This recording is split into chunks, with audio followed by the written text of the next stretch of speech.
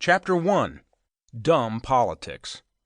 On April 7, 2018, the official Twitter of the Women's March tweeted, "The shutting down of Backpage is an absolute crisis for sex workers who rely on the site to safely get in touch with clients. Sex workers' rights are women's rights."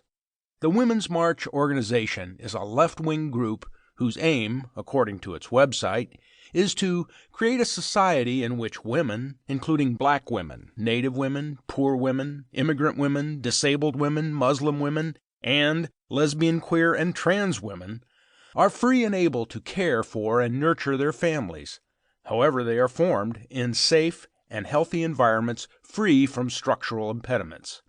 In addition to promoting other left-wing causes, the Women's March advocates that women deserve to live full and healthy lives, free of all forms of violence against our bodies.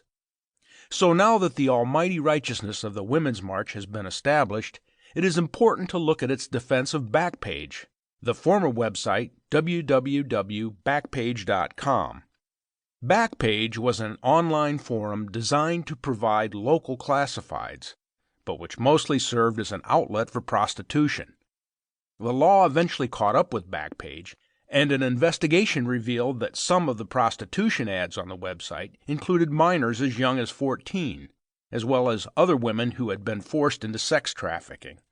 Yes, that's right, the Women's March, champion of all women's rights, described the shutting down of Backpage as a crisis.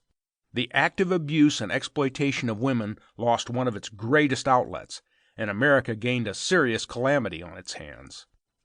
Not only is it a crisis, according to the Women's March, but it is also infringing on sex workers' rights. The March made this claim as if completely oblivious to the fact that sex workers gave up their workers' rights when they began working in an illegal profession. It is comparable to advocating against the unlawful seizure of drugs from drug dealers because they have now lost potential profit on their supply. Drug dealers, much like prostitutes, don't have the same workers' rights and have committed the worst crime of all against the federal government, income tax evasion. The Women's March is the epitome of what I call dumb politics. Dumb politics is that act of promoting policies and ideas that subsidize groups at the expense of others. It ignores the negative laws of unintended consequences and third-party outcomes. It becomes hypocritical in equity and equality. It uses emotional responses over rational analysis, and it uses derogatory vernacular to promote class and social warfare. Although the Women's March founders' reasoning may be rooted in the best intentions, it operates under an umbrella of inclusiveness that conflicts with the very mission it is trying to achieve. Its cause is hypocritical, its message is ironic, and its stance wavers constantly. Dumb politics can spread from one generation and completely metastasize into the next. Ask any woke, a term once used to refer to awareness of systemic racism that has now been transformed to define one's self-perceived intellectual superiority in politics and social justice.